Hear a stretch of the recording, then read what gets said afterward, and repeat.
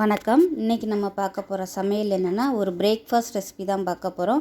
So சாஃப்டான இட்லி, மல்லிகைப்பூ மாதிரி ஒரு இட்லியும், அதுக்கு 2 சட்னியும் பார்க்க போகிறோம். ஸோ தக்காளி கார சட்னியும் தேங்காய் தண்ணி சட்னியும் தான் இன்றைக்கி நம்ம பார்க்க போகிறோம்.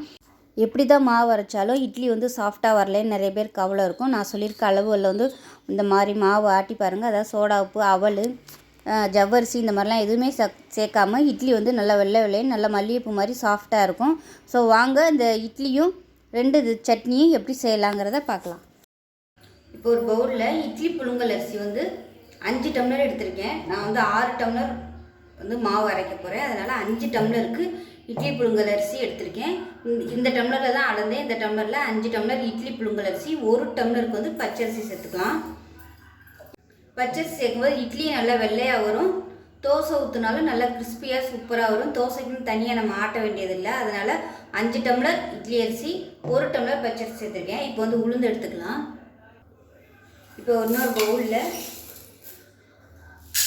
1.5 டம்ளர் உளுந்து எடுக்கணும். ஏன்னா 4க்கு 1 நம்ம உளுந்து எடுப்போம். இப்போ நம்ம 6 டம்ளர் போட்டிருக்கிறதுனால 1.5 டம்ளர் உளுந்து சேர்த்துக்கலாம். 1/2 டேபிள் ஸ்பூன் வெந்தயம் சேர்த்துக்கலாம். இப்போ இது எல்லாத்தையும் நல்லா கழுவணும். அரிசி பார்த்திங்கன்னா நல்லா ஒரு 2-3 தடவை கழுவணும். அப்போ தான் அதில் உள்ள அழுக்கு போகும். அழுக்கு போச்சுன்னா தான் நல்லா இட்லி நல்லா வெள்ளையாக வரும். அதனால் நல்லா ஒரு 2-3 தடவை நல்லா கழுவிட்டு தண்ணியை ஊற்றிட்டு நல்லா ஒரு 2லேருந்து ஒரு 3 மணி நேரம் ரெண்டுமே நல்லா ஊறட்டும். ஊறினதுக்கப்புறம் பார்க்கலாம். இப்போ பாருங்கள், மாவு வாட்டி நல்லா கலந்து நல்லா மாவு நல்லா புளிச்சிருச்சு பாருங்கள். இந்த அளவுக்கு மாவு பொங்கி இருக்குன்னு. இது ஆட்டி எடுத்து வைக்கிறதுக்கு மணி 10க்கு மேலே ஆயிடுச்சு. அதனால் ஃபுல்லாக என்னால் டீட்டெயிலாக வீடியோ எடுக்க முடியல. பாருங்கள், மாவு நல்லா சூப்பராக பொங்கி வந்துருச்சு. இது இட்லியும் ஊற்றிக்கலாம், தோசையும் ஊற்றிக்கலாம், ரெண்டுக்குமே நல்லாயிருக்கும்.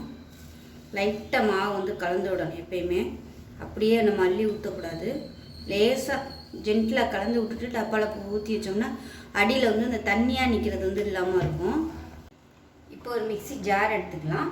இதில் ஏதாவது ஒரு கப் எடுத்துக்கோங்க. நான் இந்த கப் எடுத்துருக்கேன். இதில் ஒரு 1/2 கப் அளவுக்கு பொட்டுக்கடலை சேர்த்துக்கலாம். 1 டேபிள் ஸ்பூன் அளவுக்கு துருவின தேங்காய் சேர்த்துக்கலாம். தேங்காய் கம்மியாகவே சேர்த்தா போதும். இதில் 3 பச்சை மிளகாய் சேர்த்துக்கலாம். ஒரு சின்ன துண்டு புளி சேர்த்துக்கலாம். கொஞ்சமாக கொத்தமல்லியில் சேர்த்துக்கலாம். இஞ்சி பிடிக்கும்னா நீங்கள் இஞ்சி சேர்த்துக்கோங்க. எனக்கு இஞ்சி ஃப்ளேவர் இங்கே வீட்டில் பிடிக்காதுங்கிறனால நான் சேர்க்கலை. இதில் கொஞ்சமாக கல்லுப்பு சேர்த்துக்கலாம். இப்போ இது எல்லாத்தையுமே நல்லா நைஸாக அரைச்சிட்டு பார்க்கலாம். ஒரு கடாயை எடுத்துக்கலாம். இதில் ஒரு 2 ஸ்பூன் எண்ணெய் விட்டுக்கலாம். எண்ணெய் சூடானதும் ஒரு 3 பல் பூண்டு சேர்த்துக்கலாம்.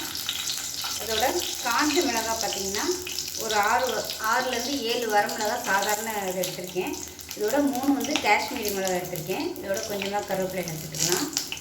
ஒரு கைப்பிடி வெங்காயம் சேர்த்துக்கலாம். இதுக்கு பதிலாக நீங்கள் பெரிய வெங்காயம் கூட சேர்த்துக்கலாம். இது எல்லாத்தையும் நல்லா வதக்கி வச்சுக்கலாம். இப்போ இதோடவே ஒரு சின்ன துண்டு புளி சேர்த்துக்கலாம். தக்காளியிலையும் புளி இருக்கும். இருந்தாலும் நம்ம புளி சேர்த்தா தான் அந்த டேஸ்ட் நல்லா எடுத்து கொடுக்கும். இதில் பார்த்திங்கன்னா மீடியம் சைஸ் ஒரு தக்காளி சேர்த்துக்கலாம். இந்த மாதிரி 4ஆக கட் பண்ணிக்கோங்க. இது எல்லாமே நல்லா வதக்கட்டும். இந்த தக்காளியோட தோல் சுருங்கி வர அளவுக்கு வதக்கிக்கலாம். இப்போ சட்னிக்கு தேவையான உப்பு இதிலே சேர்த்துக்கலாம். அப்போ தான் எல்லாமே நல்லா வதங்கும். இப்போ இது எல்லாமே நல்லா வதங்கிடுச்சு. அமர்த்திடலாம். ஆற விட்டுட்டு அரைச்சிக்கலாம். இப்போ கேஸ் அமர்த்திட்டேன். இதில் 1 டேபிள் ஸ்பூன் அளவுக்கு துருவின தேங்காய் சேர்த்துக்கலாம். இது வதக்கணும்னு அவசியம் இல்லை. அப்படியே நம்ம பச்சையாக தான் போட்டு அரைக்க போகிறோம். நீங்கள் மிக்சியில் சேர்க்கும் போது அரைச்சிக்கோங்க. நான் இந்த கடாயிலே போட்டேன். இப்போ அரைச்சிட்டு பார்க்கலாம். இப்போ பாருங்கள், கார சட்னி ரெடி ஆயிடுச்சு. இந்த அளவுக்கு தண்ணியாக வச்சுக்கோங்க. இன்னுமே கூட தண்ணி ஊற்றிக்கலாம்.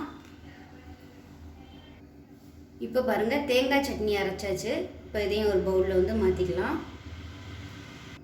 இப்போ இதில் தண்ணி சேர்த்துக்கலாம். இப்போ இதில் பார்த்தீங்கன்னா கடுகு, உளுந்து, கருவேப்பிலை, பெருங்காயம், ஒரு 2 வரமிளகாய் கிள்ளி போட்டிருக்கேன். இது எல்லாமே நல்லா தாளிச்சாச்சு. இப்போ 2 சட்னிக்குமே நான் ஒன்றா தாளிக்கிறதுனால ஒரே இதிலே விட்டு இப்போ எடுத்து இதில் சேர்த்துக்கலாம்.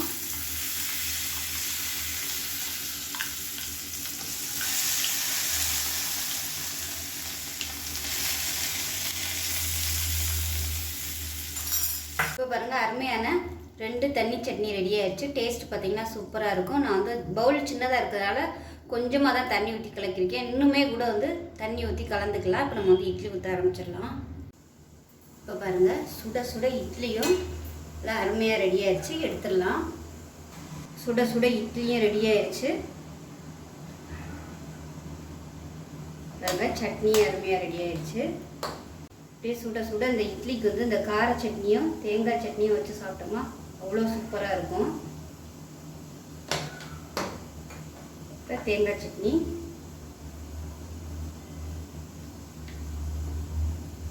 ஸோ அருமையாக ரெடி ஆயிடுச்சு 2 சட்னியுமே. ஸோ இதே மாதிரியே செஞ்சு பாருங்கள். செஞ்சு பார்த்துட்டு எப்படி வந்துச்சுன்னு சொல்லுங்கள். வீடியோ பிடிச்சிச்சின்னா லைக் பண்ணுங்கள், கமெண்ட் பண்ணுங்கள், சேனலை சப்ஸ்கிரைப் பண்ணுங்கள், பக்கத்தில் உள்ள பெல் பட்டனையும் ப்ரெஸ் பண்ணுங்கள். நன்றி.